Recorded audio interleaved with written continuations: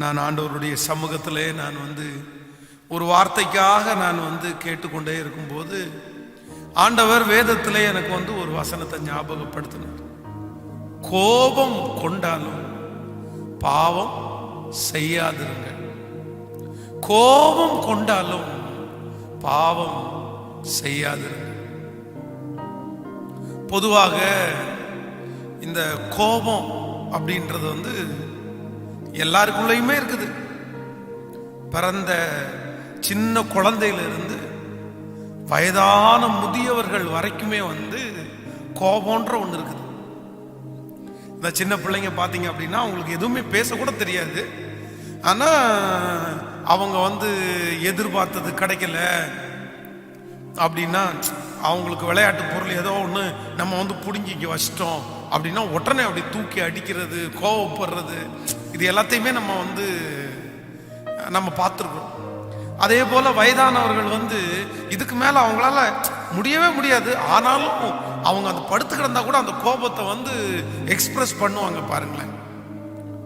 இன்னும் மனிதர்களுக்கு மட்டுமல்ல, நீங்கள் மிருக ஜீவன்களை பார்த்தீங்கன்னா கூட மிருகங்களுக்கு கூட கோபம் வரும்.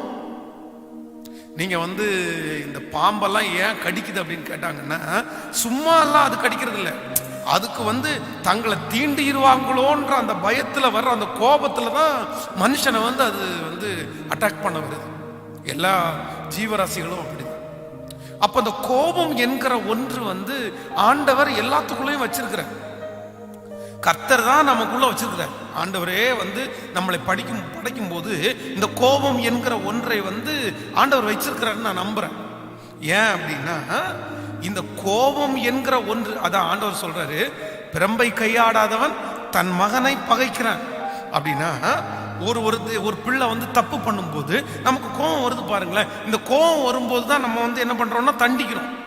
இல்லைன்னா அந்த பிள்ளை நல்ல பிள்ளையா வளர முடியாது. அப்படின்றது கோபம் என்கிற ஒரு மேனேஜரா இருக்கிறாரு. அந்த மேனேஜருடைய கீழே வேலை செய்யறாங்க. வேலை செய்கிற மனிதன் ஒரு தவறை செய்கிறார்கள். அப்பொழுது இந்த மேனேஜருக்கு கோபம் வருது. கோபம் வர்றதுனால தான் அந்த மனுஷனை கரெக்ட் பண்றாரு. இல்லை அப்படின்னா அந்த மனுஷனை கரெக்ஷன் பண்ணவே முடியாது. சோ கோபம் என்கிற ஒன்று தேவையா அப்படின்னு கேட்டா கண்டிப்பாக தேவை. அது இருந்தாதான் கரெக்ஷனே பண்ண முடியும். அதான் குமாரன் கோபம் கொள்ளாமலும் நீங்கள் வழியிலே அழியாமலும் அப்படின்னா, ஆண்டவர் கூட சில நேரங்களில் கோபப்படுறாரு. அவருக்கு விரோதமாய் அவருக்கு பிடிக்காத செய்யும் போது ஆண்டவர் கோபப்படுறதுனால நம்மை மட்டாய் தண்டிக்கிறார். நம்ம வேசியின் பிள்ளைகள் ஆகக்கூடாது அப்படின்றது. அப்போ கோபம் என்கிற ஒன்று நமக்கு தேவைதான். ஆனா வேதம் சொல்லுது, மிஞ்சும் கோபத்தை நீர் அடக்குவீர். கோபம் என்கிறது ஒரு அளவுக்கு தான் வரணும். அது தேவையானதற்கு மட்டும்தான் இருக்கணும்.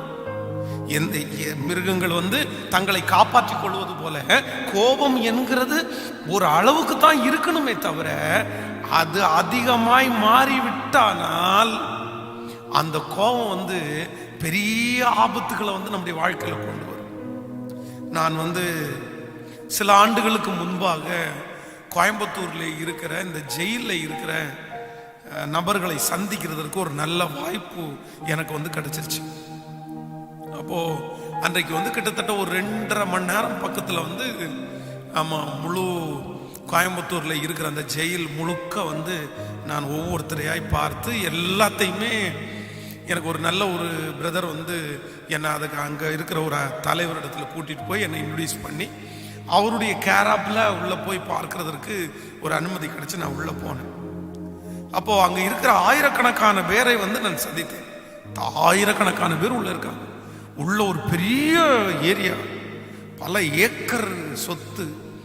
அதுல ஒவ்வொருக்கும் தனித்தனியாய் இந்த இந்த ஜெயில் இது ஒரு கேட்டகரி, அது ஒரு கேட்டகரி அப்படின்னு கேட்டகரி எல்லாம் நிறைய இருக்குது. அப்போ ஒரு இடத்துல போகும்போது கைதிகள் எல்லாம் வேலை செஞ்சுட்டே இருக்கிறார். அப்போ அந்த வேலை செஞ்சுட்டு இருக்கும்போது ஒரு வயதானவர் என் பக்கத்துல வந்தாரு. அப்ப நான் அவர்கிட்ட பேச்சு கொடுக்க ஆரம்பிச்சேன். நீங்க இந்த ஜெயில எத்தனை நாளா இருக்கிறீங்க அப்படின்னு கேட்டேன். அப்ப அவர் சொன்னாரு, நான் 11 வருஷமா இந்த ஜெயில இருக்கிறேன் அப்படின்னாரு. 11 வருஷமா இங்க இருக்கிறீங்களா? அப்படின்னு கேட்டேன். ஆமா 11 வருஷமா இருக்கிறேன் அப்படின்னு சொன்னேன். சரி, நீ எப்போதான் நீங்க வெளியே போவீங்க அப்படின்னு கேட்டா, இல்லை எனக்கு ஆயுள் தண்டனை போட்டிருக்காங்க, அது இன்னும் ஒரு எப்படியும் 5-6 வருஷம் இருக்கும், அது முடிச்சுட்டு தான் போக முடியும் அப்படின்னாரு. சரி, நான் அவர் கேட்டேன், உங்களை ஆயுள் தண்டனை போடுற அளவுக்கு நீங்க என்ன தப்பு பண்ணிட்டு இங்க உள்ள வந்தீங்க, எதற்காக இங்க வந்தீங்க? அது ஒரு கதை சார், எனக்கு என்னுடைய கோபம் தான் காரணம் அப்படின்னாரு. என்ன சொல்றீங்க அப்படின்னு கேட்டா, இல்ல என்னுடைய மனைவிக்கும் எனக்கும் பயங்கரமான ஒரு வாக்குவாதம். அந்த வாக்குவாதம் ரொம்ப முத்தி போயிருச்சு. அந்த வாக்குவாதம் ரொம்ப முத்தி போனனால இவ இப்படி பேசுறாளே அப்படின்னு சொல்லிட்டு என்னுடைய வீட்டில் அலமாரையில இருந்த ஒன்ன கையில எடுத்தேன். அந்த கையில எடுத்து அவன் மேல வீசினேன். வீசும்போது எனக்கு தெரில, நான் வீசின பொருள் என்னன்னு எனக்கு தெரில. கட்டை மாதிரி கையில் இருந்துச்சு. அந்த கட்டையை தூக்கி வீசினேன். ஆனா அந்த கட்டை அருவாமனையா இருந்திருக்குது. இந்த தேங்காய் எல்லாம் துருவுற அருவாமனை. அது கரெக்டா அந்த முனை அவளுடைய கழுத்துல போய் கட் பண்ணிருச்சு. அங்கேயே ரத்த வெள்ளத்துல விழுந்துட்டான். நானும் உடனே ரொம்ப பயந்துட்டேன். அந்த ரத்தத்தை பார்த்த உடனே வீட்டை விட்டு வெளியே வந்துட்டேன். சில நிமிடங்களுக்குள்ளேயே என் மனைவி இறந்து போயிட்டா. எல்லாருமே இது யாருக்குமே தெரியாது நான் கோவப்பட்டது, அவங்க சண்டை போட்டதெல்லாம் யாருக்குமே தெரியாது. அவ கழுத்துல இப்படி வெட்டப்பட்ட காயம் பட்டு அவ செத்து கிடக்கிறத பார்த்த உடனே எல்லாருமே போலீஸ்ல கம்ப்ளைண்ட் பண்ணி என்ன பிடிச்சிட்டு வந்துட்டாங்க. நான் ஒரு கொலையாளியா மாறிட்டேன். என் பிள்ளைங்க நீ எப்படி இருக்காங்களோ அப்படின்னு சொல்லிட்டு ரொம்ப ஒரு சோகமான ஒரு கதை அவர் எனக்கு சொன்னார். இப்ப ஃபீல் பண்ற சார், அந்த சாதாரணமான ஒரு கோபம் என்னை இந்த லெவல்ல என்ன கொண்டு விட்டுருச்சு அப்படின்னு அவர் வருத்தப்பட்டார். சரி, அவருக்காக ஜெபம் பண்ணி ஆறுதல் சொல்லி நான் கடந்து வந்தேன். ஆனா நான் நினைச்சேன், என்னுடைய வாழ்க்கையில எத்தனையோ நம்ம இப்படி கோவப்பட்டு எத்தனையோ பொருளை தூக்கி வீசி இருக்கிறாங்க நிறைய பேர். அது ஒரு மயிர் இலையில தப்பி போயிருக்குது. அவங்களுடைய கோபத்தினுடைய விளைவினால, அவங்களுடைய கோபத்தினுடைய அதனுடைய எக்ஸ்போஸ் அவங்க வெளிப்படுத்தி பெரிய பெரிய விபத்து, பெரிய பெரிய ஆக்சிடென்ட்ஸ் ஆக வேண்டிய எத்தனையோ பேர் இந்த சத்தத்தை கேட்குறீங்க. ஆனா என்னமோ ஆண்டவர் உங்க மேலையும் என் மேலையும் வச்ச பெரிய தயவு, நம்ம கோவப்பட்டு செஞ்சதை ஆண்டவர் அப்படி ஒரு லைட்டா அப்படி தட்டி போட்டார். கோபத்தினுடைய உச்சகட்டத்துல அருவாளை கையில் எடுத்தவங்க இருக்கிறாங்க, கத்திய கையில் எடுத்துறவங்க இருக்கிறாங்க, கயிறை கையில் எடுத்துருக்கவங்க இருக்காங்க. ஆனா ஆண்டவர் அந்த அளவுக்கு விடல.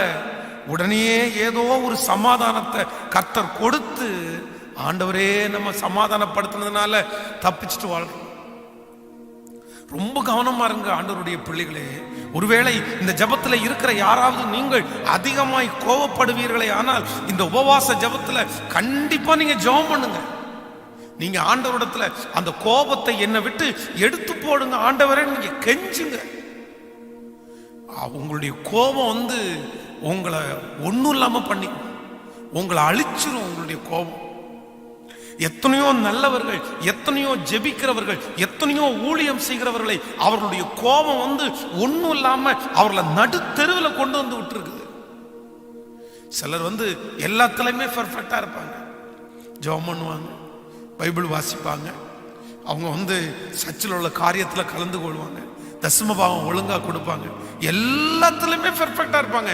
ஆனா கோபம் மட்டும் வந்துச்சு அப்படின்னு வைங்களேன், சோ அவங்கள மாதிரி யாருமே இருக்க முடியாது. ஆண்டவருடைய பிள்ளைகளே மிக கவனமா இருங்கள். கோபம் உங்களை நீங்கள் சம்பாதிச்சு வைத்திருக்கிற அத்தனையும் இழக்க பண்ணிரும். கோபத்துக்கு அவ்வளவு பெரிய வல்லம் இருக்குது.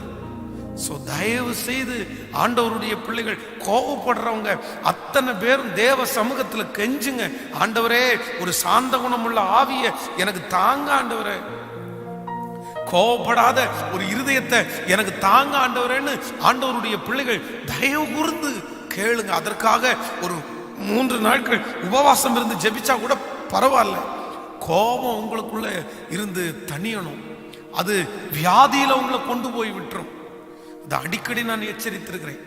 சென்னையில ஒரு திருச்சபை போதகரிடத்துல ஒரு நபர் கடந்து போனார். இந்த சம்பவம்லாம் ஏன் சொல்றேன் அப்படின்னா, நீங்க கவனமா இதை கேட்கணுன்றதுக்காக தான் நான் சொல்றேன். அந்த நபர் கிட்டத்தட்ட ஒரு 45 வயது மதிக்கத்தக்க ஒரு மனுஷன். ஆனா காரணமே இல்லாம ரத்தம் வாந்தி எடுக்கிறார். எத்தனையோ மருத்துவமனைக்கு போனதுக்கு அப்புறம் கூட அவர் ஏன் ரத்த வாந்தி எடுக்கிறார் அப்படின்னு யாருமே கண்டுபிடிக்க முடியல. எந்த டாக்டர்ஸுமே கண்டுபிடிக்க முடியல. எல்லாமே அவருக்கு நார்மலா இருக்கு. ஆனா அவர் ரத்த வாந்தி எடுத்துட்டு இருக்கிறார். அப்ப இந்த பாஸ்டர் இடத்துல வந்தார். இந்த பாஸ்டர் இடத்துல வரும்போது அவருக்காக ஜெபம் பண்ணார். ஜெபம் பண்ண உடனே சரி ஒரு நாள் வெயிட் பண்ணுங்க, நான் அடுத்த நாள் ஜெபம் பண்ணி நான் சொல்றேன் அப்படின்னு சொல்லி அடுத்த நாள் ஜெபம் பண்ணும்போது இவருடைய மனசுல அந்த மனுஷனுக்குள்ள ஏதோ ஒரு கசப்பு இருக்குது. அந்த கசப்புனாலதான் இந்த மனுஷன் ரத்தம் வாந்தி எடுக்கிறான்னு ஆண்டவர் பேசுறாரு. உடனே அவர்கிட்ட போய் சொல்றாரு, இந்த மாதிரி உங்க மனசுல யாரை குறித்தாவது நீங்க கசப்பு வச்சிருக்கிறீங்களா? ஏசப்பா அப்படிதான் எனக்கு சொல்றாரு, இந்த கசப்புனாலதான் உங்களுக்கு ரத்தம் வாந்தி எடுக்கிறீங்க அப்படின்னு ஆண்டவர் உணர்த்தினார்னு சொன்ன உடனே இந்த மனுஷன் அப்படியே அழ ஆரம்பிச்சார். ஏன், என்ன பிரச்சனை அப்படின்னு கேக்குறேன். கசப்பு மட்டும் இல்லை அப்படின்னு அவருடைய பெட்டியை திறந்து காமிச்சா அதுக்குள்ள இவ்வளவு பெரிய அருவா இருக்காங்க.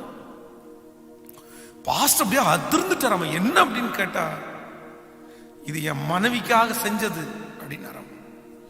ஏன், நான் வெளிநாட்டுல இருந்தேன், இருக்கும்போது நிறைய பணத்தை எல்லாம் அனுப்பினேன். எல்லா பணத்தையும் என் மனைவி வாங்கிட்டாங்க. என்னென்னமோ சொத்து வாங்குறேன் நாங்க எல்லாம் அவங்க பேர்ல வாங்கிட்டாங்க. ஆனா நான் ஊர்ல இருந்து வர்றேன் அப்படின்னு தெரியும் போது சொல்லிட்டேன். ஆனா ஒரு லெட்டரும் காணோம், ஒன்னும் காணோம். நான் ஏர்போர்ட்ல இறங்கும் போது எனக்காக அவங்க காத்திருப்பாங்கன்னு நினைச்சேன். ஆனா எனக்காக காத்திருக்கல. நான் அங்கிருந்து வீட்டுக்கு வந்தேன்.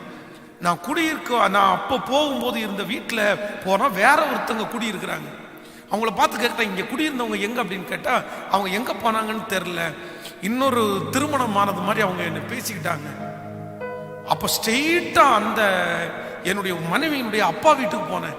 அப்பா வீட்டுக்கு போய் இந்த மாதிரி வீட்டுல காணோம், என்னாச்சு அப்படின்னு கேட்டா அவர் சொன்னாரு, அந்த பொண்ணு ஏன் கை மிஞ்சி போயிட்டா, இதா உனக்கு நஷ்டமான பணத்தை நான் கொடுக்குறேன் அப்படின்னு சொல்லிட்டு ஒரு 2 லட்சம் ரூபாவை என் முகத்துல தூக்கி வீசிட்டு, இனி என் பொண்ணை நீ தேடாத, அவ எங்க போனான்னு எனக்கு தெரியல, அவளை விட்டுரு அப்படின்னு சொல்லி என்னை அனுப்பி விட்டாரு. எனக்கு ரொம்ப கோபம் அதிகமாயிடுச்சு. இவ்வளவு நாள் உழைச்சு அனுப்பின பணத்தை எல்லாம் செட்டில் பண்ணிட்டு இன்றைக்கு என்னையே விட்டுட்டு இவங்க போயிட்டாங்களேன்னு சொல்லி கண்டிப்பா அவங்கள என் கைனால நான் கொல்லாம விட மாட்டேன்னு போய் ஒரு கத்தி அதற்காக தயார் பண்ணி என் பெட்டிக்குள்ள வச்சுட்டு கிட்டத்தட்ட 6 வருஷமா என் மனைவியை கண்டுபிடிக்கிறதுக்காக அலைகிறேன். தெருவா நான் தேடிட்டு இருக்கிறேன், எங்க இருக்கு அவங்கள கொல்லணும். ஆனா இதுவரைக்கும் என் கண்ணுல அவங்க படலை. அவளை மன்னிக்க முடியாது ஃபாதர், மன்னிக்க முடியாது. உடனே பாஸ்டர் சொன்னாரம்மா, நீங்க அவங்கள மன்னிக்காம உங்களுக்கு இந்த வியாதி சரியாகாது. சுவிசேஷத்தை சொல்லி, ஆண்டவருடைய அன்பை குறித்து சொல்லி, மன்னிப்பை குறித்து அவருக்கு சொல்லி, அவர் செய்த தவறுகள் எல்லாம், நீங்க எத்தனையோ தவறு பண்ணியிருக்கிறீங்க, ஆண்டவர் இதெல்லாம் மன்னிச்சாரு, ஏன் இதை மன்னிக்க முடியாதா அப்படின்னு சொல்லி அவரை அறிக்கை செய்ய வச்சு, அவரை மன்னிப்பு கேட்க வச்சு, என் மனைவியை நான் மனசார மன்னிக்கிறேன் அப்படின்னு அவர் மன்னிச்சதற்கு பிறகு அவருடைய வியாதி திரும்ப அவருக்கு அந்த ரத்த வாந்தி வரவே இல்லை. ரசிக்கப்பட்டார், ஞானஸ்நானம் எடுத்தார். இன்றைக்கு ஒரு நல்ல ஊழியக்காரனாய் ஆண்டவர் அவரை அபிஷேகம் பண்ணி கத்தர் வச்சிருக்கிறார். சோ கவனிங்க, அதிகமான கோபம், அதிகமான கசப்பு உங்களுடைய இருதயத்துக்குள்ளே இருக்குமே ஆனால் அது சில நேரங்களில் உங்களை வியாதியில கொண்டு போய் விட்டுரும். கேர்ஃபுல். கோபம் உங்களை வியாதியில கொண்டு போய் விட்டுரும். கோபத்தை தணிச்சிடணும், அந்தந்த டைம் அதை சரி பண்ணிடணும். அந்த கோபத்தை நீங்க சேஃப்டி பண்ணியே வச்சிருந்தீங்க அப்படின்னா அந்த கோபம் தான் ஒரு நாள் கசப்பா மாறி அந்த கசப்பு பழி வாங்குறதற்கு துடிக்கும். அது உங்களை அழிச்சிட்டே இருக்கும். இந்த தவறை செய்தவன் யாருன்னு கேட்டா சவுல் ராஜாவுக்கு தாவீதின் மேல கோபம். தாவீதை இப்படி புகழ்ந்து பாடிட்டாங்களே அப்படின்னு அவன் மேல பொறாமப்பட்ட அவனுக்கு மேல ஒரு பயங்கரமான கோபம். இந்த கோபம் என்னவா மாறிடுச்சு அப்படின்னா, போக போக போக போக அந்த கோபம் வந்து கசப்பா மாறிடுச்சு. உள்ளுக்குள்ள அந்த கோபம் அப்படியே தங்கிருச்சு. அதற்கு பிறகு அவனை பழி வாங்கணும், அவனை கொல்லணும்னு சவுல் ராஜா துடிச்சு அந்த ஒரே ஒரு தேவையில்லாத கோபத்தினால தன்னுடைய வாழ்க்கையே அழிச்சிட்டான்ல. சவுல் ராஜா தன்னுடைய வாழ்க்கையே அழிச்சிருச்சு இல்ல. இன்றைக்கு கூட இந்த ஜபத்துல இருக்கிற யாரோ ஒருத்தருக்கு ஆண்டவர் பேசிட்டு இருக்கிறாரு, தேவ பிள்ளையே, அன்பான தாயே, தகப்பனே, சகோதரியே, சகோதரனே, உன்னுடைய கோபம் உன்னுடைய கோபம் உனக்குள்ள கசப்பா மாறி உனக்குள்ள வியாதியை கொண்டு வந்து உன்னை அழிச்சிரும். உன் கோபம் உன்னை வாழ விடாது. உன்னுடைய கோபம் உன்னை தூங்க விடாது. உன்னுடைய கோபம் உன்னுடைய மன நிம்மதி மொத்தத்தையும் எடுத்துரும். உன்னுடைய கோபம் ஒரு ஸ்தானத்துல உன்னை உட்கார வைக்காது. உன்னுடைய கோபம் உன்னுடைய எதிர்காலத்தையே வீணடிச்சிடும். ரொம்ப ஜாக்கிரதையா இருக்கணும். நீங்கள் இதெல்லாத்தையும் விட்டுருங்க. வேதத்துல மோசையை குறித்து வேதத்துல வாசிக்கிறோம். மோசே ஆண்டவரை முகமுகமாய் தரிசித்தவன். அவனை போல யாரும் ஆண்டவர் அப்படியே நண்பனை போல பேசினவங்க ரெண்டு பேருமே. 40 நாள் மலையில போய் ஏறி நின்று தேவனோட சஞ்சரிச்சுட்டு வந்தவன் இந்த மோசே. ஆனா அப்படிப்பட்ட மோசையினுடைய வாழ்க்கையில கோபம்ன்ற ஒண்ணே ஒண்ணு அவனை எந்த நிலைமைக்கு கொண்டு வந்து விட்டுச்சு நீங்க தெரியல உங்களுக்கு. ஃபர்ஸ்ட் ஆரம்பத்துல அவன் வந்து கோபப்பட்டான். எகிப்திலே இருக்கும் போது கோபப்பட்டு ஒரு எபிரேயனை வந்து ஒரு எகிப்தியன் அடிக்கிறத பார்த்து இவனுக்கு கோபம் ரொம்ப வந்து அந்த எபிரேயனை அடிச்சு அவனை வந்து மணலுக்குள்ள புதைச்சு வச்சுட்டான். கோபம் வந்து கொலைகாரனா அவனை மாத்திருச்சு. அவ்வளவு கோபம். ஜனங்களுக்காக பரிதபிக்கிறது ஓகே தான், ஆனா அந்த கோபம் வந்து கொலையாளியா அவனை மாத்தக்கூடாது இல்ல. அதுவா தீர்வு? அது தீர்வு இல்லைல்ல. அந்த ஒரே ஒரு கோபத்தின் நிமித்தமாய் வந்த கொலையினால அங்கிருந்து துரத்தப்பட்டு 40 ஆண்டுகள் வனாந்தரத்தில் ஆண்டவர் வந்து அவனை உருவாக்குறாரு. வேற எதுக்காகவும் உருவாக்கல. அவன் ஒரு 5 வருஷத்துலயும் ஆண்டவர் வந்து இஸ்ரவேல் ஜனங்களை ரட்சிப்பதற்காக பயன்படுத்தி இருக்கலாம். ஆனா இவனுக்குள்ள இருக்கிற கோபம் வந்து ஊழியத்துக்கு ஆகாதுப்பா.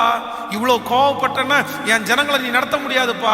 என் ஜனங்கள் வழங்கா கழுத்துள்ள ஜனங்கள், என் ஜனங்களை நடத்தணும் அப்படின்னா உனக்கு கோபம் வரக்கூடாதுன்னு சொல்லி 40 ஆண்டுகள் கர்த்தர் அவனை வனாந்தரத்துல கர்த்தர் அவனை உருவாக்குறார். அதற்கு பிறகுதான் ஆண்டவர் சொல்றாரு, மோசையை போல சாந்த குணம் உள்ளவன் ஒருவனும் இல்லை அப்படின்னு. கடைசியில எல்லாம் போயிருச்சு. லாஸ்ட்ல வரும்போது அப்போ கிட்டத்தட்ட கொஞ்சம் வருஷமா அவனுக்கு அந்த கோபம் வரவே இல்லை. ஆனா திடீர்னு ஜனங்கள் அவனை ரொம்ப பேசுறத பார்த்து இவனுக்கு ரொம்ப கோபம் வந்து ஆண்டவர் ஒரு மலையை பார்த்து பேசுன்னு சொல்லுவாரு. ஆனா இந்த கோபத்தின் உச்சகட்டத்துல கலகக்காரர்களே கேளுங்கள் அப்படின்னு சொல்லி ரொம்ப கோபத்துல பேசணுன்றத மறந்துட்டு தன்னுடைய கோலுனால அந்த கண்மலை அடிப்பான் பாருங்க. அடிக்கும்போது தண்ணி வந்துடும். ஆனா ஆண்டவர் ஒரே ஒரு வார்த்தையில சொல்லிடுவாரு, எப்பா நீ கானான் தேசத்துக்குள்ள நீ போக மாட்டப்பா. இஸ்ரவேல் ஜனங்களை கானான் தேசத்திற்கு வழி நடத்தி கொண்டு போன மோசே கானான் தேசத்துக்குள்ள போக முடியல. அவன் அதுக்காக தேவனிடத்துல திரும்ப திரும்ப ஜெபம் பண்ணி பார்க்கிறான். இல்லப்பா நீ கானான் தேசத்துக்குள்ள போக முடியாது. ஏன்னா ஒரே ஒரு கோபம் அவனுடைய கானான் தேசத்தினுடைய பிரயாணத்தையே தடுத்து போட்டுருச்சு. ஒரு கோபம் அவனுடைய கானான் தேசத்தினுடைய பிரயாணத்தை தடுத்து போச்சு. பி கேர்ஃபுல்லா இருங்க ஆண்டவருடைய பிள்ளைகளை. உங்களை ரொம்ப பட்சமாய் சொல்றேன், இந்த ஜெபத்தில் இருக்கிற யாரோ ஒருத்தருடைய கோபம் உன் எதிர்கால வாழ்க்கையே வீணடிச்சிடும். உன் தரிசனத்தை ஒண்ணும் இல்லாம போக பண்ணிரும். நீ முன்னேற முடியாம போயிரும். நீ அடைய வேண்டிய லக்க அடைய முடியாம போயிரும். நீ எங்கேயோ இருக்க வேண்டிய ஒரு நபர் இந்த கோபம்ன்ற ஒண்ணுனால நீ ஒண்ணும் இல்லாம போக வேண்டிய சூழ்நிலை வந்துடும். ரொம்ப ஜாக்கிரதை. கர்த்தரிடத்துல கெஞ்சணும். கர்த்தரிடத்துல கெஞ்சணும். ஆண்டவரே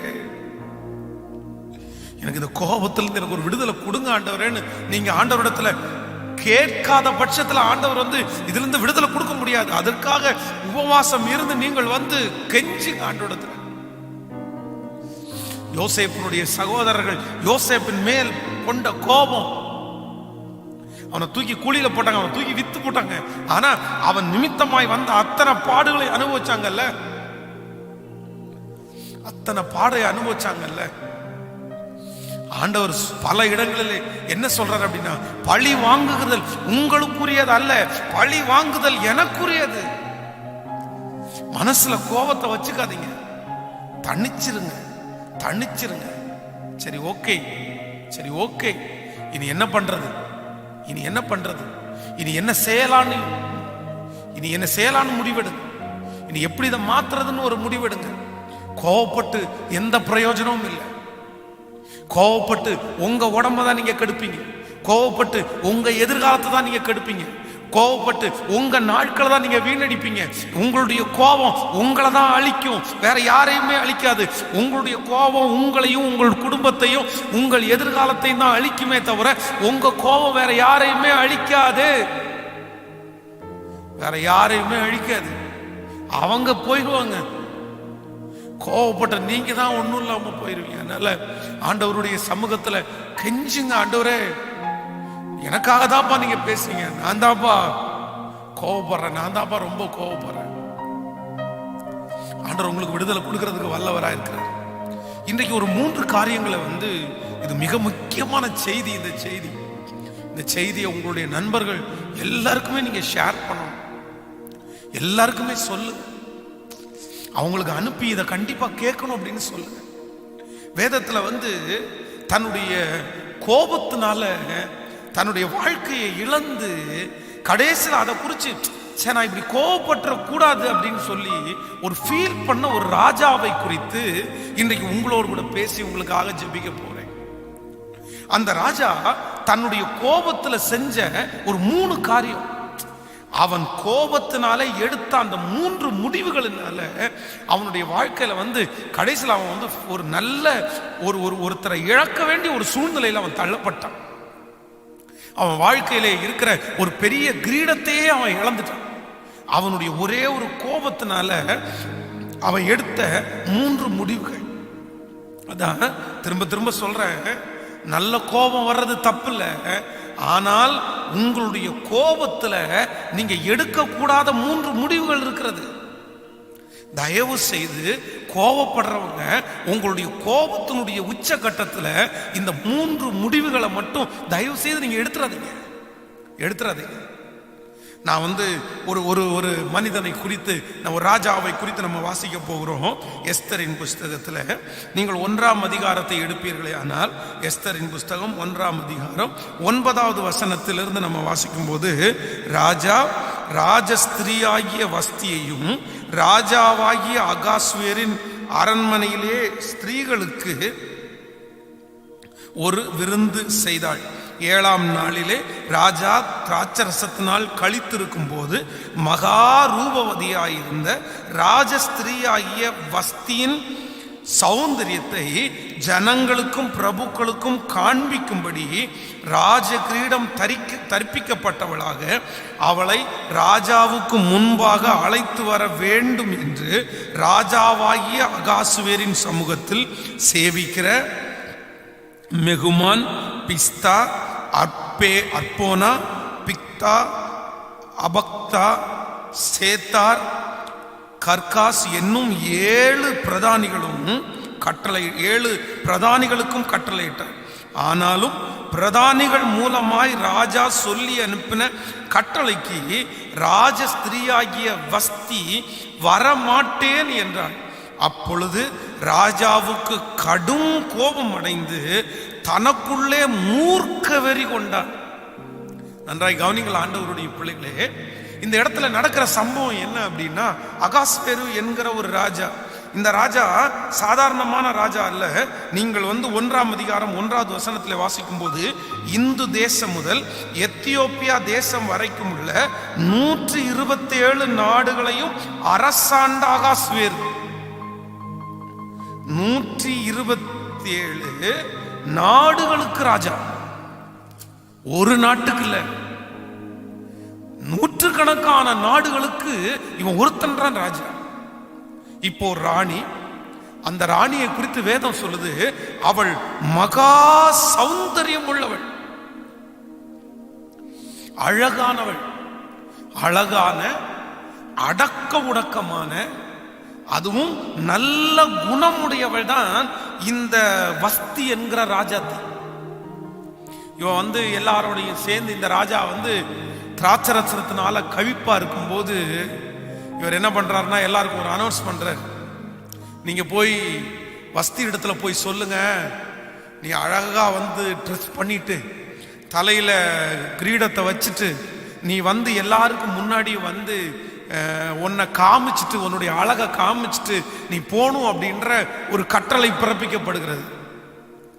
ஆனா இந்த வஸ்தி வந்து ஒரு நல்ல ஒரு பெண். நீ 127 பேர் நாட்டுக்கு ராஜாவா வேணா இருக்கலாம், ஆனா என் அழகை என் கணவன் மட்டும் ரசிச்சா போதும், என் அழக ஊர்ல இருக்கிற யாருமே ரசிக்க வேண்டிய அவசியம் இல்லை, நான் வரமாட்டேன்னு சொல்லி அனுப்பினாங்க. பெண்கள் சகோதரிகள் வந்து இந்த வஸ்தி இடத்துல கத்துக்க வேண்டியது நிறைய இருக்குது. நான் உங்களை குற்றப்படுத்தல, ஒவ்வொரு தாயும் ஒவ்வொரு சகோதரியும் நீங்க நினைக்க வேண்டியது மிக அவசியமானது.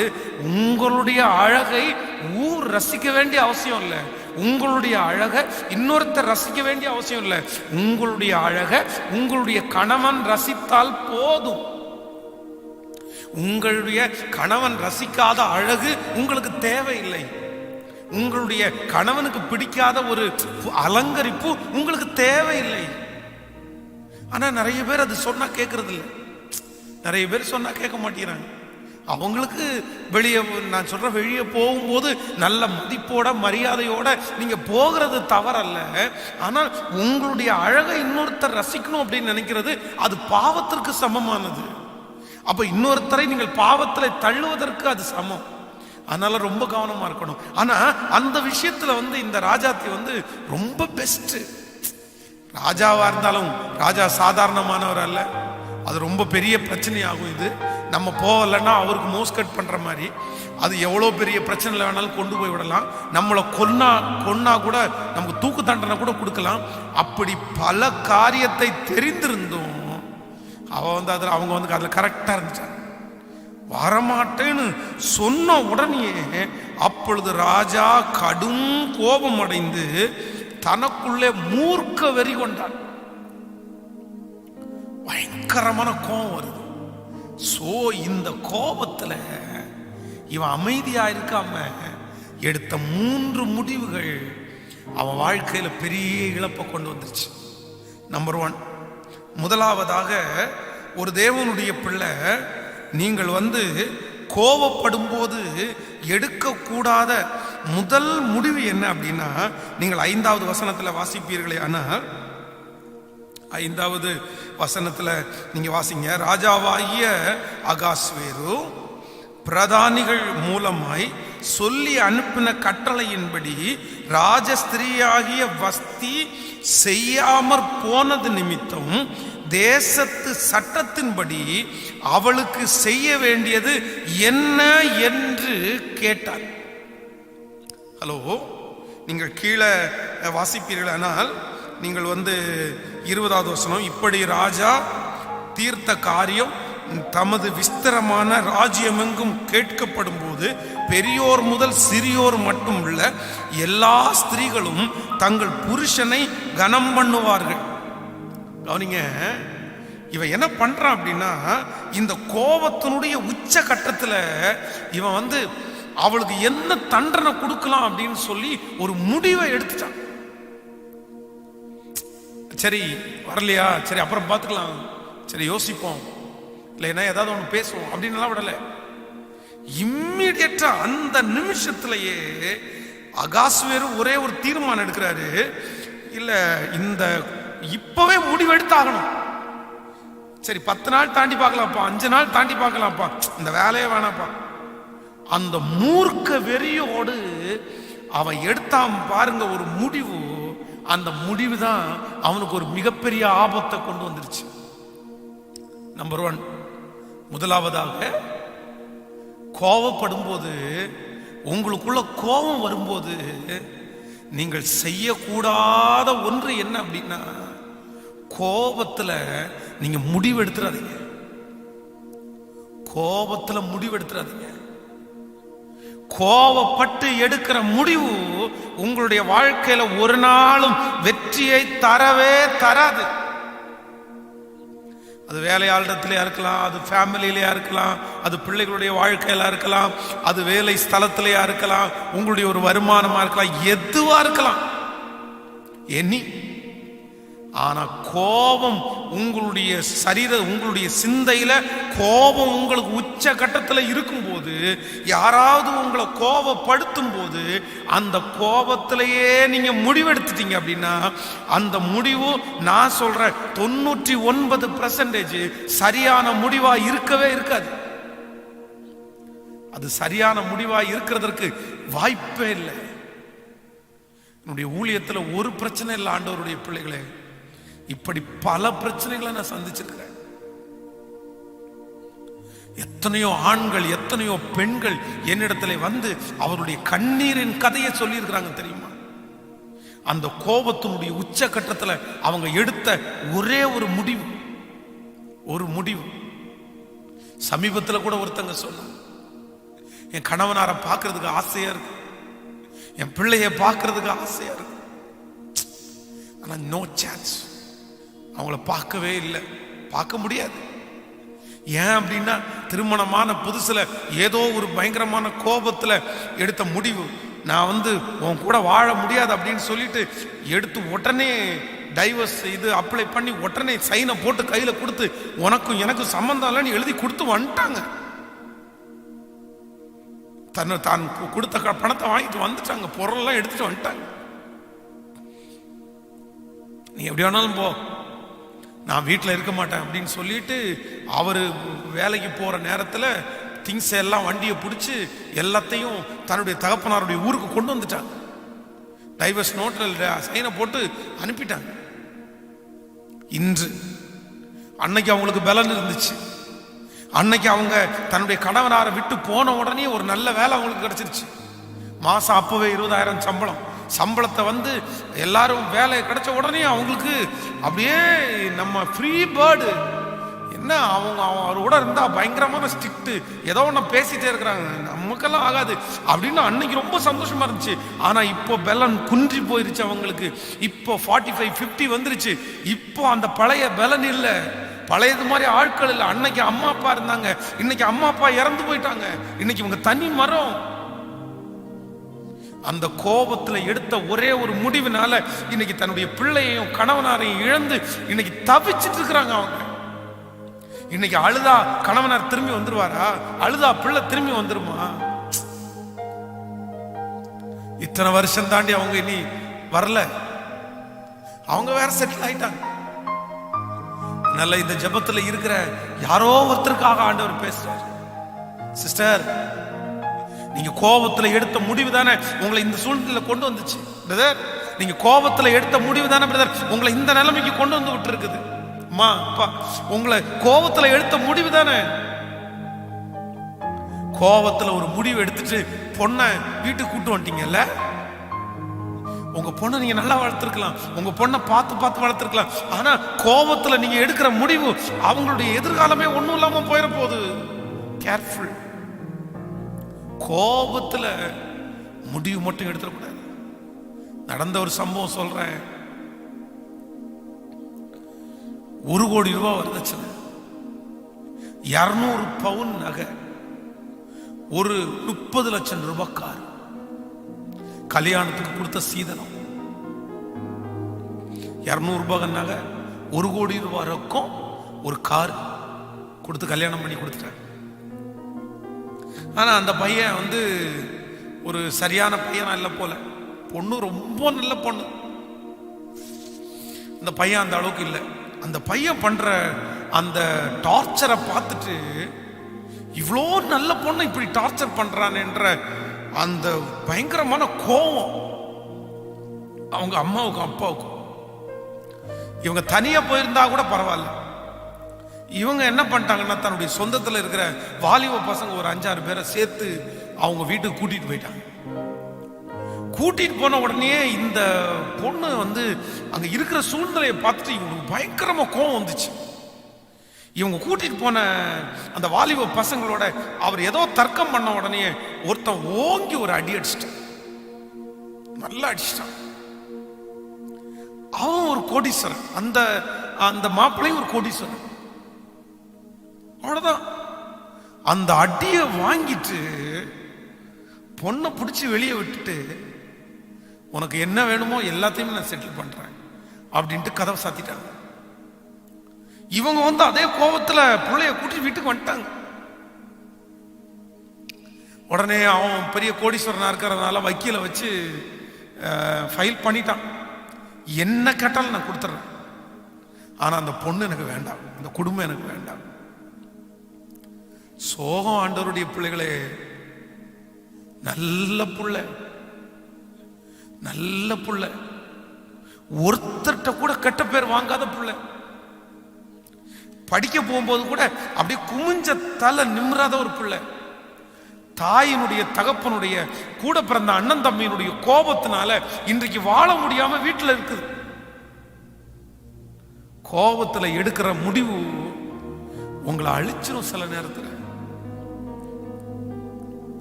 மோசே கூட கோபத்துல எடுத்த முடிவுதான். கோபத்துல வந்து சரி விட்டுரு, சரி பரவாயில்ல, அவனை எச்சரிச்சு கூட விட்டுருக்கலாம். கோபத்துல ஒரு முடிவு எடுக்கிறான் பாருங்க, கொல்லணும்டா அப்படின்னு ஒரு முடிவு எடுத்து கொண்டுட்டான் பாருங்களேன். அந்த ஒரே ஒரு முடிவு அவனை வனாந்திரத்துல 40 வருஷம் துரத்திருச்சுல. கோபத்துல முடிவெடுக்காதீங்க, முடிவெடுக்காதீங்க. சவுலும் இதே தப்பு தான் பண்ணாரு. தாவீது ராஜா தாவீத வந்து தன்னுடைய கோபத்துல அவனை கொல்லணும்னு ஒரு முடிவு எடுத்தாரு. அதுக்காக பட்டயத்தை தூக்கி எறிகிறாரு, துரத்துறாரு. தன்னுடைய வாழ்க்கையில ஆண்டவர் கொடுத்திருக்கிற ஊழியத்தை விட்டுட்டு தாவீதுக்காகவே தன்னுடைய ஆயுள் நாட்கள் முழுவதையும் வீணடிச்சிட்டாரு. ஏன்னா கோபத்துல எடுத்த ஒரு முடிவு. இந்த ஒரு தீர்மானம் எடுக்கலாமா ஆண்டவருடைய சமூகத்துல? சாரிப்பா, யாரோ ஒருத்தர் இந்த சத்தத்தை கேட்கிறவங்க கோபத்துல உங்களுக்காகவே ஆண்டவர் பேசலாம் சிஸ்டர், பிரதர், உங்களுக்காகவே பேசலாம். இன்னும் ஒன்னும் குறைஞ்செல்லாம் போகல, உடனே இம்மிடியட்டா போய் மன்னிப்பு கேட்டு ஒப்புரவாயிருங்க. தெரியாம பண்ணிட்டேன், தெரியாம செஞ்சிட்டேன். கர்த்தர் சில சூழ்நிலைகளை உங்களை சகிக்கிறதற்காக ஆண்டவர் கொடுத்திருக்கலாம். நீங்க அதை சகிக்கணுன்றதுக்காக ஆண்டவர் கொடுத்திருக்கலாம். மன்னிப்பு கேளுங்க, யாரா இருந்தாலும். நான் எடுத்த முடிவு தப்புதான்ப்பா, அது எந்த முடிவா வேணாலும் இருக்கலாம் சிஸ்டர், பிரதர், எந்த முடிவா. பாஸ்டர், என்னுடைய பிரச்சனை உங்களுக்கு தெரியாது. ஐயோ, யாராலும் மன்னிக்கவே முடியாது பாஸ்டர், அவ்வளவு கொடுமை, அவ்வளவு கொடுமை. எனிவே எதுவா வேணாலும் இருக்கலாம், எதுவா வேணாலும் இருக்கலாம். ஆனா கோபத்துல எடுக்கிற முடிவு வந்து நீங்க சமாதானமா இருக்கும்போது ஒரு முடிவு எடுக்க தப்பு இல்லை. சமாதானமா இருக்கும்போது எடுக்கிற முடிவு, நீங்க பீஸ்ஃபுல்லா இருக்கும்போது எடுக்கிற முடிவு, ஒரு நீங்க ஆண்டவரோட எடுக்கும்போது குறைஞ்சது ஒரு 50% சரியா இருக்கும் நீங்க எடுக்கிற முடிவு. கோபம் இல்லாம எடுக்கிற முடிவு 50% அது சரியானதா இருக்கும். ஆனா கோபத்தோட எடுக்கிற முடிவு வந்து 99% வந்து டேஞ்சரா தான் இருக்கும், தவறானதா இருக்கும். ஒப்பு கொடுங்க ஆண்டவரே, கோபத்துல முடிவு மட்டும் நான் எடுக்க மாட்டேன்.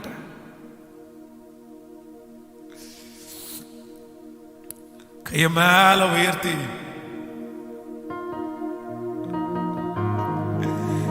ஹalleluya முன் வைக்கிற ஆண்டவரை வேண்டாத பலவீனத்தை. இனி அந்த கோபம் திரும்ப தலை தூக்க கூடாது ஆண்டவரே. ஓ,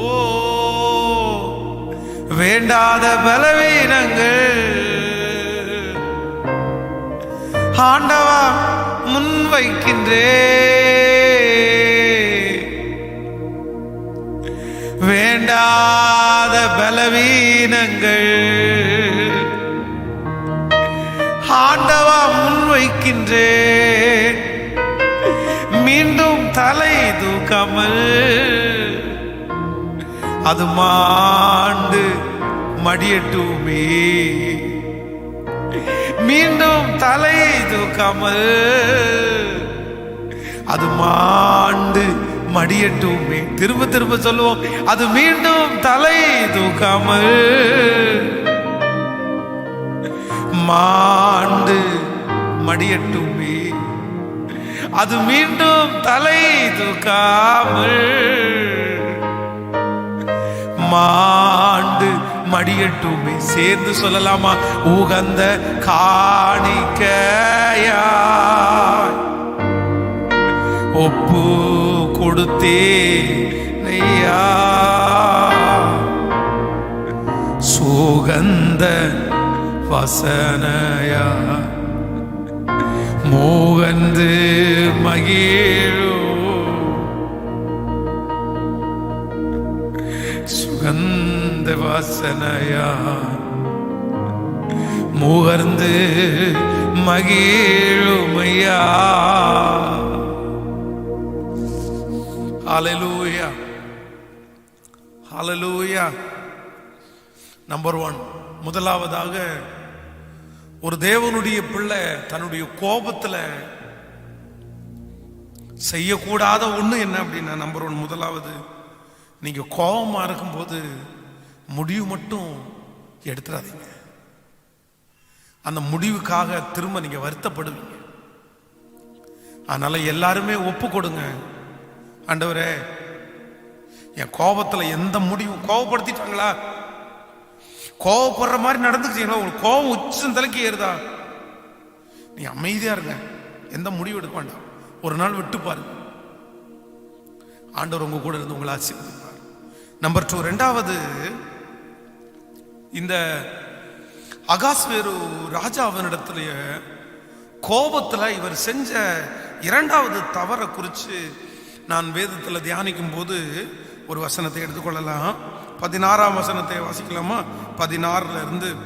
அப்பொழுது மெமுகான் ராஜாவுக்கும் பிரபுக்களுக்கும் முன்னே பிரதி உத்தரமாக, ராஜஸ்திரியாகிய வஸ்தி ராஜாவுக்கு மாத்திரம் அல்ல, ராஜாவாகிய அகாஸ்வேருடைய சகல நாடுகளிலும் உள்ள சகல பிரபுக்களுக்கும் சகல ஜனங்களுக்கும் கூட அநியாயம் செய்தாள். ராஜாவாகிய அகாஸ்வேரு ராஜஸ்திரியாகிய வஸ்தியை தமக்கு முன்பாக அழைத்து வர சென்ற போது, அவள் வரமாட்டோம் என்கிற செய்தி எல்லா ஸ்திரீகளுக்கும் பிரசித்தமானால், அவர்களும் தங்கள் புருஷரை தங்கள் பார்வையில் அற்பமாய் எண்ணுவார்கள். இன்றைய தினம் பெர்சியாவிலும் மேதியாவில் உள்ள பிரபுக்களின் ஸ்திரீகளின் ராஜஸ்திரீகளின் செய்தியை கேட்கும் போது ராஜாவின் பிரபுக்கள் எல்லாம் அப்படியே சொல்லுவார்கள். மிகுந்த அசட்டையும் எரிச்சலையும் விளைவிக்கும். ராஜாவுக்கு சம்மதமாய் இருந்தால் வஸ்தி இனி ராஜாவாகிய அகாஸ்வேருக்கு முன்பாக வரக்கூடாது என்றும், அவருடைய ராஜ மேன்மையை அவளை பார்க்கலும் உத்தமியாகிய மற்றொரு ஸ்திரீக்கு ராஜா கொடுப்பாராக என்றும், அவரால் ஒரு ராஜ கட்டளை பிறந்து அது மீறாதபடிக்கு பெர்சியாவிற்கும் மேதியாருக்கும் உரிய தேசத்தில் சட்டத்தில் எழுதப்பட வேண்டும்.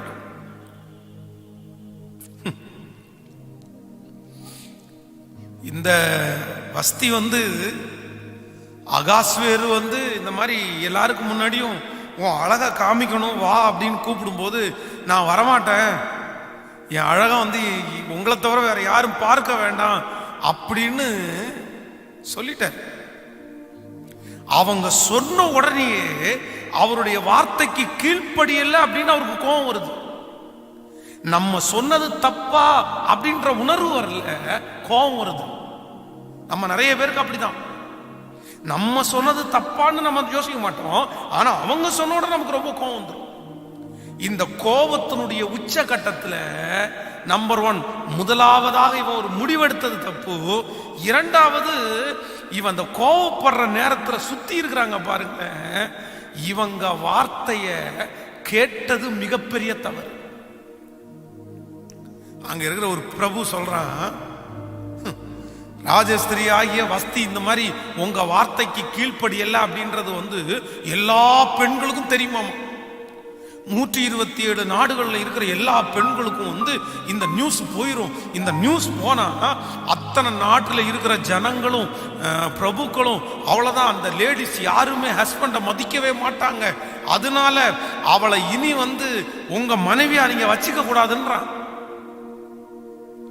எப்படி ஆலோசனை கொடுக்குறான் பாருங்களேன். அதனால அந்த மனைவியை தள்ளி விட்டுட்டு இன்னொரு பொண்ணை கல்யாணம் பண்ணுங்கன்னு ராஜாவுக்கு ஆலோசனை கொடுக்குறான் பாருங்களேன். கவனிங்க, என் கண்ணால பார்த்ததை சொல்றேன். கோபத்தினுடைய உச்சகட்டத்துல பொண்ணோ பையனோ ஒரு நபரோ இருக்கும்போது சுற்றி இருக்கிறவங்க பேசுற வார்த்தையை கேட்டு வாழ்க்கையை தொலைச்ச நிறைய பேரை என் கண்ணால பார்த்திருக்கேன். சுற்றி இருக்கிறவங்க பேசுற பேச்சு, அம்மா பேசுற பேச்சை கேட்டு, அப்பா பேசுற பேச்சை கேட்டு, என்னது இது, ஒரு தகப்பனெல்லாம் தீங்கு செய்வாரா அப்படின்ற அந்த எண்ணம். நிறைய தகப்பன் தீங்கு செய்ய மாட்டாங்க, ஆனா தீங்கு செய்கிற தகப்பனார் இருக்கிறாங்க அப்படின்றத நான் நினைச்சு வருத்தப்படுறேன். அவருக்கு வயதாயிடுச்சு, அவர் வயசாயிட்டாரு. இப்போ அவரை பார்க்கறதுக்கு யாரும் இல்லை. அவருடைய பையன் நான் பார்க்க மாட்டேன்னு சொல்லிட்டு அவனுடைய மனைவியை கூட்டிட்டு வெளியூர் போயிட்டான். தன்னை பார்க்கணுன்ற ஒரே ஒரு காரணத்திற்காக கணவனாரை விட்டுட்டு மருமகனை விட்டு பிரிச்சு பொண்ணை வீட்டுல கொண்டு உட்கார வச்சிருக்காரு அப்பா. எங்கேயாவது நடக்குமா? மருமகனுடைய வீட்டுல தங்குறது மாதிரி போய் தங்கி அங்க ஒரு பிரச்சனையை கொண்டு தன்னுடைய மகளுக்கும் மருமகனுக்கும் ஒரு பெரிய கேப்பை கொண்டு நீ அவனோட வாழ வேண்டாம், என் கூட வந்துருன்னு சொல்லி அவளை வீட்டுக்கு கூட்டிட்டு தன்னை பார்க்கறதற்காக அவர் அவ்வளவு திட்டம் போட்டு செஞ்சு பிரிச்சு வீட்டுக்குள்ள கொண்டு வச்சிருக்கிறாரு. இந்த மனைவியும் இவங்க அப்பா சொல்ற வார்த்தையை கேட்டுட்டு கோபத்தினால அவர் அவர் அவர் அவர்கிட்ட பேசுறது இல்லை, அவர் மூஞ்சியை முழிக்கிறது இல்லை. நீங்க வரமாட்டேன், நானும் இங்க வரமாட்டேன், நானும் அங்க வரமாட்டேன், நீங்களும் இங்க வர வேண்டாம்னு சொல்றேன். இது எந்த விதத்துல நியாயம்? மேனேஜர் திட்டினாரா? ஓனர் சத்தம் போட்டாங்களா? சுத்தி இருக்கிறவங்க அத்தனை பேர் என்ன பேசுவாங்க தெரியுமா? யோ, நீ எல்லாம் மேனேஜருக்கு எவ்வளவு பிடிச்சமான ஆள், நீ எத்தனை செஞ்சிருக்கிற, நீ மாடா உழைச்சிருக்கிற, அப்படியே தேஞ்சிருக்கிற, என்ன பண்ணிருக்கிற, உனக்கே இப்படியா, உனக்கே இந்த நிலைமையா? சுத்தி இருக்கிறவங்க சொல்றது எல்லாத்தையுமே நீ உங்களுக்கு மனசுக்குள்ள ஏற்கனவே கோபமா இருக்கும்போது சுற்றி இருக்கிறவங்க பேசுறத கேட்டுட்டீங்க அப்படின்னா அந்த வேலை உனக்கு நிரந்தரமா இருக்காது. அந்த ஓனரை ஏத்து பேச ஆரம்பிச்சிருவீங்க, அந்த மேனேஜரை ஏத்து பேச ஆரம்பிச்சிருவீங்க. நஷ்டப்படுறது யாரும் கிடையாது, நீங்க தான் நஷ்டப்படுறது, நீங்க தான். அதான் இன்னைக்கு நிறைய கணவனா இருக்கு சொல்லி கொடுக்குறாங்க நண்பர்கள் இருக்கிறாங்க. உன் மனைவி அப்படியே விட்டுறாதப்பா, தலைக்கு மேல ஏறி மிளகா அரைச்சிருவாப்பா, கொஞ்சம் தட்டி வை, கொஞ்சம் குட்டி வை, கொஞ்சம் அடக்கி வை. என்னது இது? நிறைய மனைவிக்கு சுத்தி இருக்கிற ஃப்ரெண்ட்ஸ் அப்படிதான் சொல்லி கொடுக்குறாங்க. நீ ஓவரா விட்டுறாத, மாமியார்கிட்டலாம் விட்டுறாத, கொஞ்சம் அடக்கி வை, தட்டி வை. என்னது இது? அந்த வார்த்தையை கேட்டுட்டு தட்டுற ஹஸ்பண்ட் இருக்கிறாங்க, தட்டுற மனைவி இருக்கிறாங்க. நான் சொல்றேன், ஒரு ஆண்டவருடைய பிள்ளைகளுக்கு ஒரு ஒரு ஒரு ஞானம் வேண்டாம்? சொல்லுங்க.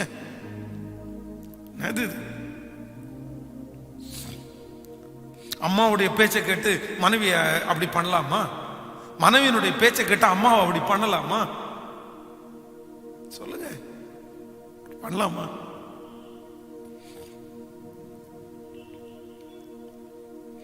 இல்ல, உங்க வாழ்க்கை கட்டப்படாது. யாராவது உங்களை கோபப்படுத்தும் போது,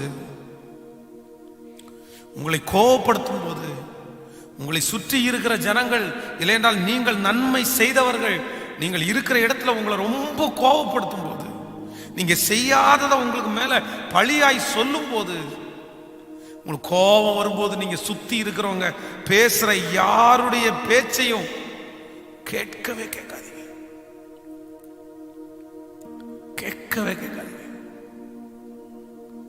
சுற்றி இருக்கிறவங்களுடைய பேச்சை கேட்டீங்க அப்படின்னா, சவுல் ராஜா செஞ்ச தப்புல இது ஒரு பெரிய தப்பு தானே. இவன் கோலியாத்தை அவன் கொண்டுட்டு வரும்போதே இவனுக்கு அவன் மேல கோபம் வருது. கோபம் வந்தது வரும்போதே சுத்தி இருக்கிறவங்க எல்லாம் அப்படியே ஏத்தி விட்டுறாங்க பாருங்க. சவுல் கொன்றது 1000, தாவீது கொன்றது 10000. சவுல் கொன்றது 1000, தாவீது கொன்றது 10000. முறையா வேற பாடினாங்களா. உடனே அவனுக்கு உடனே கோபத்தினுடைய உச்சகட்டத்துக்கு போயிடுறான். இல்ல நான் ஒரு பெரிய தீர்மானம் எடுக்க போறேன். நான் கோபப்படும் போது நான் என்ன செய்ய மாட்டேன்னா, சுற்றி இருக்கிறவங்க பேசுற யார் பேசுற பேச்சையும் கேட்கவே மாட்டேன்.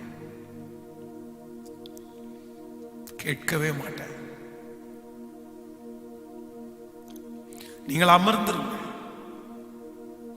நிறைய பேர் உங்களை கோலைன்னு பேசுவாங்க. நீ என்ன கோலத்தனமா இருக்க, நீ என்ன அதான் ஆண் பிள்ளைகளை பார்த்து நீ என்ன பொட்ட பிள்ளையா அப்படின்னு கேட்பாங்க. நீ எல்லாத்துக்கும் இறங்கி போற, எல்லாத்துக்கும் தாழ்ந்து போற. என்ன தவறு? தாழ்ந்து போறதுல என்ன தவறு?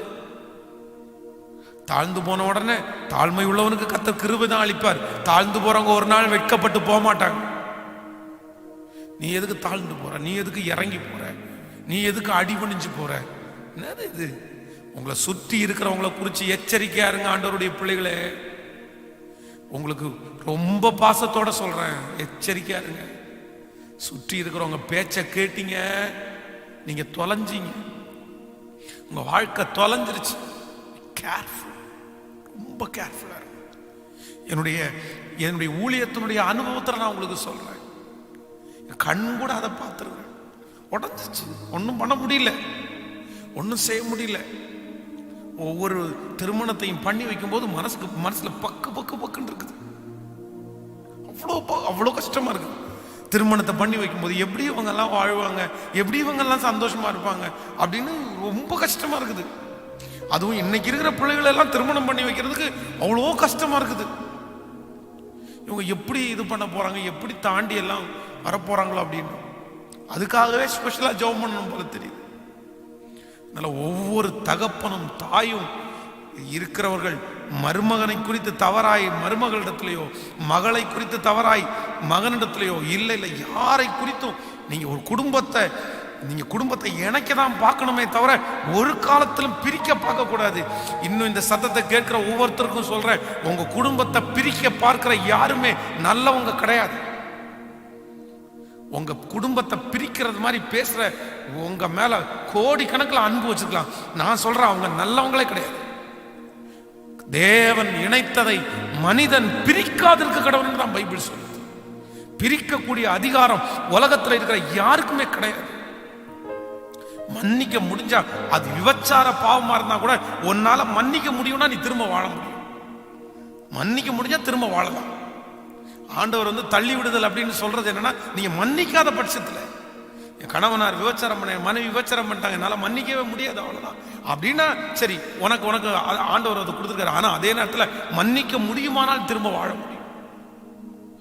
அதனால பிரிக்கணும்னு நினைக்கிற யாரையுமே உள்ள விடாதீங்க. பிரிக்கணும்ன்ற நினைக்கிற யாரிடத்துலயுமே பேச்சு கொடுக்காதீங்க. அவங்க நல்லவங்க கிடையாது. அவங்க உங்களுக்கு நல்லது மாதிரி பேசுவாங்க, ஆனா அவங்க நல்லவங்க கிடையாது. அது யாரா இருக்கலாம், கூட பிறந்த அண்ணன் தம்பியா இருக்கலாம், அம்மா அப்பாவா இருக்கலாம், நல்லவங்களே கிடையாது.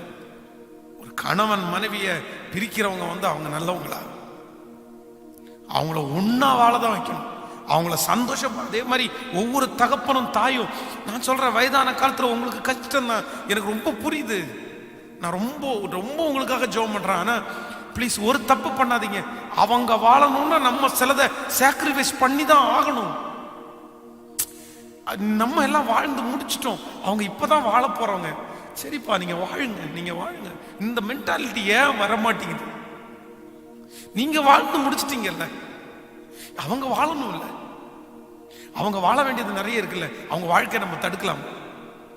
அப்படி நினைங்க, அது உங்களுக்கு ரொம்ப ஆசீர்வாதமா இருக்கும். ஹல்லேலூயா.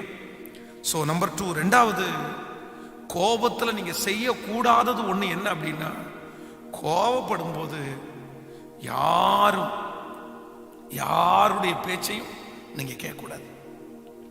நம்பர் 3, மூன்றாவது, இந்த மனுஷனை குறித்து, அகாஸ்வேரு ராஜாவை குறித்து, இவனுடைய கோபத்துல இவன் எடுத்த ஒரு மிகப்பெரிய தவறு. அதை குறித்து நான் வாசிக்கும் போது, நீங்கள் 21, 22 நம்ம வாசிக்கும் போது 21, 22, இந்த வார்த்தை ராஜாவுக்கும் பிரபுக்களுக்கும் நலமாய் தோன்றினதனால் ராஜா மெமுகாமுடைய வார்த்தையின்படியே செய்து எந்த புருஷனும் தன் வீட்டுக்கு தானே அதிகாரியாய் இருக்க வேண்டும் என்றும் இதை அந்த ஜனங்களுடைய பாஷையிலே பிரசித்தி பண்ணப்பட வேண்டும் என்றும் அந்த நாட்டில் வழங்குகிற அஸ்திரத்திலும் அந்தந்த ஜாதியார் பேசுகிற பாஷையிலும் ராஜாவின் சகல நாடுகளுக்கும்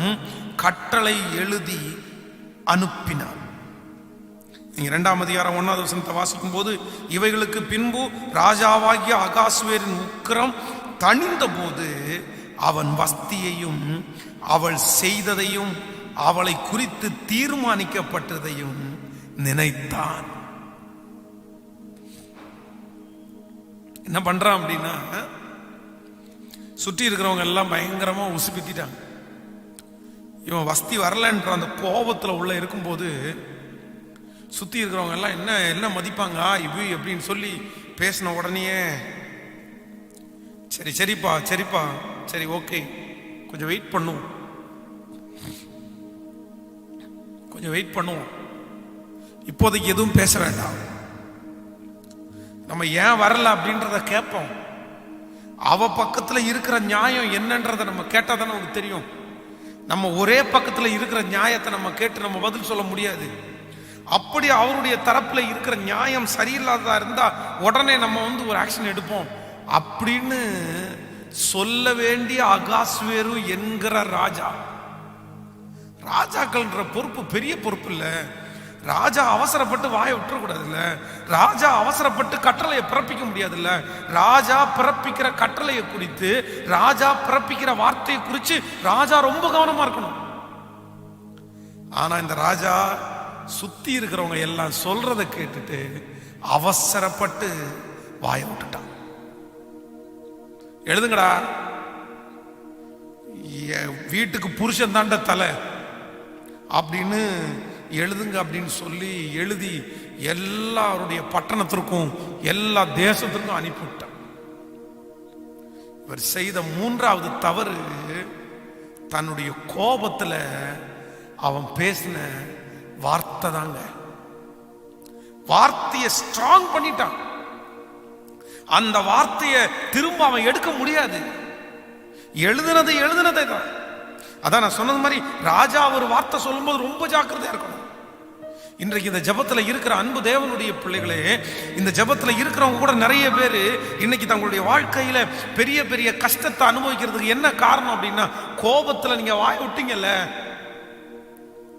கோபத்துல வார்த்தை விட்டீங்கல்ல, கோபத்துல வார்த்தை விட்டீங்களே, என்ன பண்றீங்க? ஏன் வார்த்தை விட்டீங்க? சிலருக்கு கோபப்பட்டா என்ன பேசுறோன்னு தெரியாதுல்ல. கணக்கு கொடுக்கணும். மனிதர்கள் பேசுகிற வீணான வார்த்தைகள் குறித்து நியாயத்தீர்ப்பின் நாளிலே கணக்கு ஒப்புவிக்க வேண்டும். சரி, இதுக்கு முன்னாடி தெரியாம பேசியிருந்தா தயவு செய்து பேசின வார்த்தையெல்லாம் ஆண்டோடத்துல வாபஸ் வாங்கி மன்னிப்பு கேளுங்க.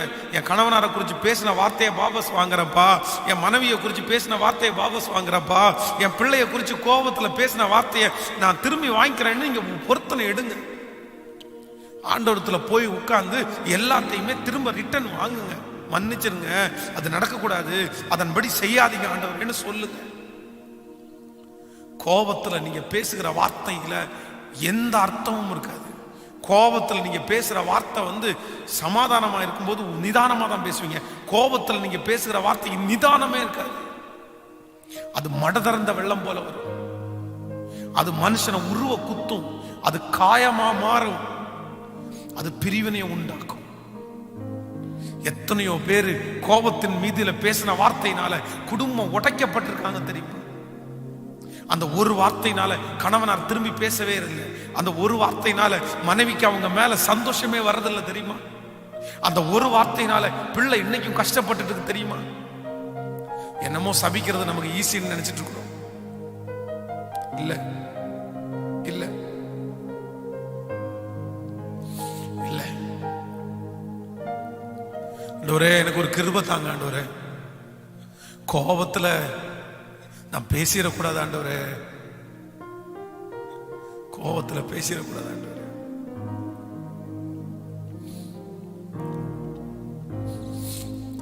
கோபத்துல நான் பேசிடக்கூடாது ஆண்டவரே.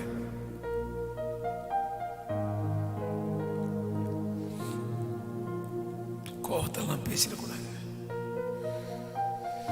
நான் பேசின வார்த்தைகளுக்கெல்லாம் மன்னிப்பு கேட்கிறேன் ஆண்டவரே. கைய மேல உயர்த்தி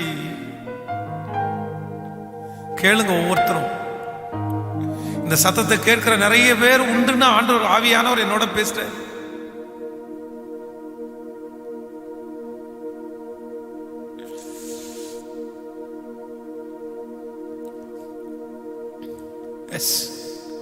கேளுங்க அப்பா.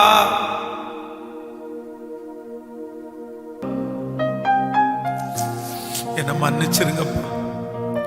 நான் பேசின வார்த்தைகளை மன்னிச்சிருங்க. அது ஒரு பெரிய பொருட்டா எடுக்காதீங்கப்பா. அந்த வார்த்தையெல்லாம் நான் ரிட்டர்ன் வாங்கிக்கிறேன் ஆண்டவரே. என் பிள்ளைக்கு விரதமாய், என் கணவனுக்கு விரதமாய், என் மனைவிக்கு விரதமாய், என் குடும்பத்திற்கு விரதமாய், என் வீட்டிற்கு விரதமாய், என் எதிர்காலத்துக்கு விரதமாய், எனக்கு விரதமாய் நான் பேசின எல்லா வார்த்தைகளை நான் வாபஸ் வாங்கிடுறேன் ஆண்டவரே. கேள், திரும்ப வாங்கிக்கிறேன் ஆண்டவரே. திரும்ப வாங்கிக்கிறேன் ஆண்டவரே. திரும்ப வாங்கிக்கிறேன் ஆண்டவரே.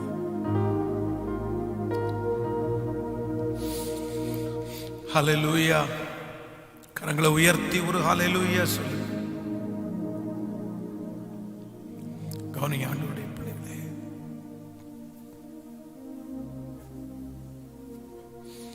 மோசேயை குறித்து கூட நீங்க வாசிக்கும் போது அதான் சொல்லுது. அந்த கோபத்தின் மிகுதியில் அவன் பேசின அந்த வார்த்தை அவனை ஒரு பெரிய தீமைக்குள்ள தள்ளிடுச்சு. அதனால இன்று ஆண்டவர் உங்களோடு கூட எல்லாரோடையும் கூட கர்த்தர் பேசியிருப்பாருன்னு நான் நம்புறேன். நம்பர் 1, கோபத்துல நீங்க முடிவு எடுக்க கூடாது. நீங்க கோபமா இருக்கும்போது உங்களை சுற்றி இருக்கிறவங்க பேசுறத நீங்க கேட்க கூடாது. நீங்க கோபமா இருக்கும்போது எந்த வார்த்தையும் பேசக்கூடாது.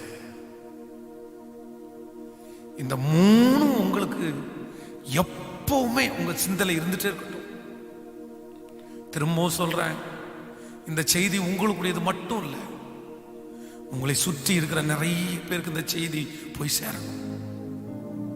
அதனால தயவு செய்து இன்றைக்கு இருக்கிற இந்த ஃபாஸ்டிங் பிரேயரை எல்லாருக்கும் ஷேர் பண்ணி, தயவு செய்து இந்த செய்தி எல்லாரும் கேட்கணும்னு சொல்லி அவங்கள கேட்க வச்சிருங்க. எப்படியா அறியட்டும். நம்முடைய வேதம் இதெல்லாத்தையும் சொல்லி தருது. இந்த ஜெபத்தில் இருக்கிற நிறைய பேர் ஆண்டவர் வெகு சீக்கிரத்துல மோசே அவ்வளவு கோபக்காரனா இருந்தவன சாந்த குணம் உள்ள இவனை மாதிரி வேற யாரும் இல்லைன்னு சொல்ற அளவுக்கு உங்களுடைய கோபங்களை எல்லாம் மாற்றி கர்த்தர் உங்களை சாந்த குணம் உள்ளவராய் மாற்று. ஆண்டவரால மாற்ற முடியும். ஆண்டவரால மாற்ற முடியும். நானும் நினைக்கிறேன், சின்ன வயதுல ரொம்ப கோபக்காரனா உருவானவன் தான் நான். ஆனா அந்த கோபத்திற்காகவே பல நாட்கள் உபவாசம் இருந்து ஜெபிச்சேன். கோபம் வேணாம்பா, எனக்கு ஒரு சாந்தம் உள்ள ஒரு இருதயத்தை கொடுங்கப்பா, இருதயத்தை கொடுங்கப்பா. எல்லாரும் கேட்கலாம். எல்லாரும் கேட்கிறவங்க எல்லாம் தேவ சமூகத்தில் எழும்பி நிற்கிறீங்களா? ஆண்டவர் உங்களோடு கூட இருப்பார். ஆண்டவர் உங்களை ஆசீர்வதிப்பார். உங்க ஜெபங்களுக்கு எல்லாவற்றுக்காகவும் நான் ஜெபம் பண்றேன். உங்க ஜெப குறிப்புகள் ஆம் என்றும் ஆமேன் என்றும் கேட்கப்படும். நீங்க ஆலயத்திற்காய் செய்கிற உதவிகள், காணிக்கைகள், இடம் வாங்குவதற்காக நீங்கள் செய்கிற எல்லாத்துக்கும் ஆண்டவர் உங்களுக்கு 1000 மடங்கு பலன் தருவார். ஆனா நீங்க உங்களுடைய கேரக்டர்ல மாற மாற மாறதான் கர்த்தர் உங்களுக்கு அற்புதம் செய்ய முடியும். எல்லாரும் கைகளை மேல உயர்த்தி ஓ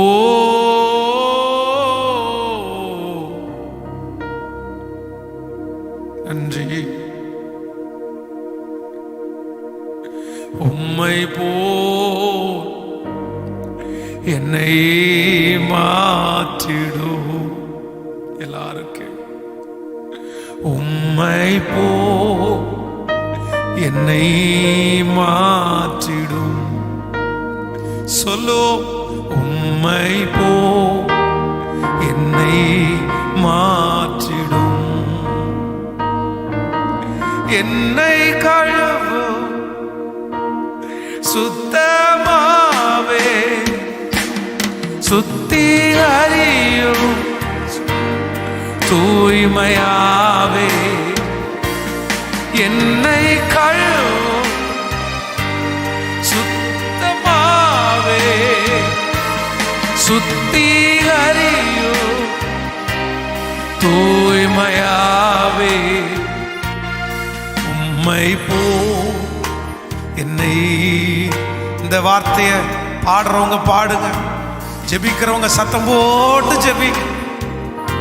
உங்களுக்கு ஆண்டவர் ஜெபிக்கிறதுக்கு ஒரு நேரம் தந்திருக்கிற வீடுகளில் இருக்கிறவர்கள் அங்கேயே தேவ சமூகத்தில் முழங்கல் படியிடுது. இந்த வேலை செய்து கொண்டே கேட்கிறவர்கள் உங்க மனசுல அப்படியே இந்த வார்த்தைகளை சொல்லி சொல்லி, ஆண்டவரே எனக்கு ஒரு சாந்த குணமுள்ள இருதயத்தை தாங்கன்னு கேளுங்க. நான் கோபத்துல எடுத்த எல்லா முடிவுகளையும் மன்னிச்சிருங்க ஆண்டவரேன்னு கேளுங்க.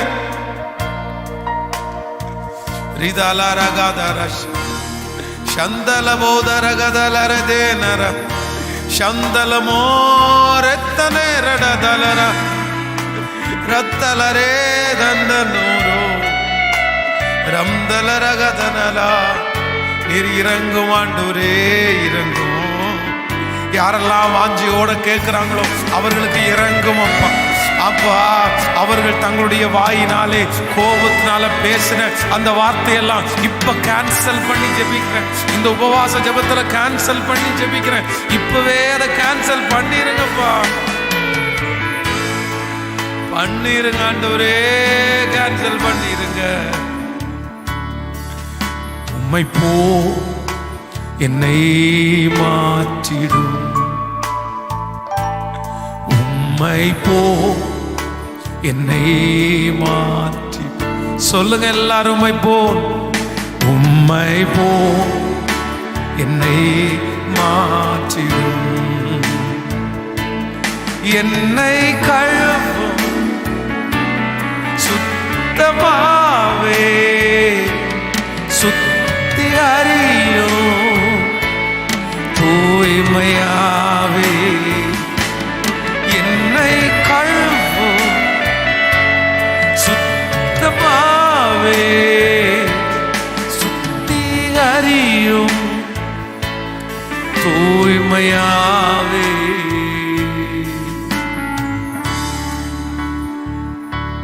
தகப்பனே, இன்றைக்கு இந்த உபவாச ஜெபத்தில் இருக்கிற ஒவ்வொருவரையும் மனதார ஆசீர்வதிக்கிறாங்க. உங்க பிள்ளைகள் எல்லாம் இந்த வார்த்தையின்படி நடக்கிறதற்கு பலன் தாரும், பலன் தாரும் ஆண்டவர். அவங்க ஆயிரக்கணக்கான ஜெப குறிப்பு இருக்குப்பா அவங்க மனசுல. இன்னைக்கு இந்த உபவாச ஜெபத்துல எந்த காரியத்திற்காக ஜெபம் பண்றாங்களோ, எதற்காக ஜெபம் பண்ணிட்டு இருக்காங்களோ, ஒவ்வொருத்தருக்கும் ஒரு அற்புதம் நடக்கட்டும் சுவாமி. எங்க ஆலயத்திற்கு ஒரு சொந்தமான இடம், எங்க தேவை ரொம்ப பெருசுப்பா.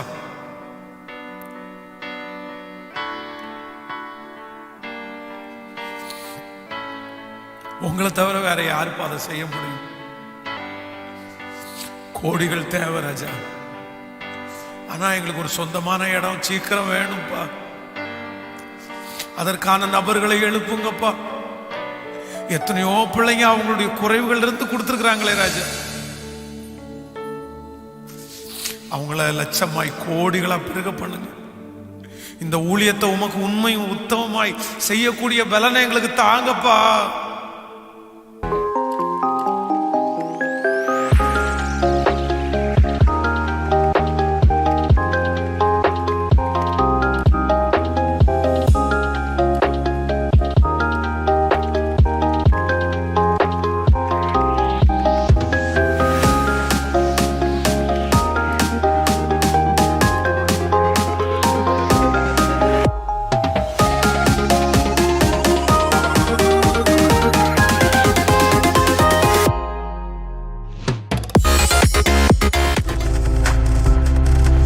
நீங்கள் பார்த்து கொண்டிருப்பது உங்கள் ஜாய் டிவி. உங்கள் துக்கம் சந்தோஷமாய் மாறும்.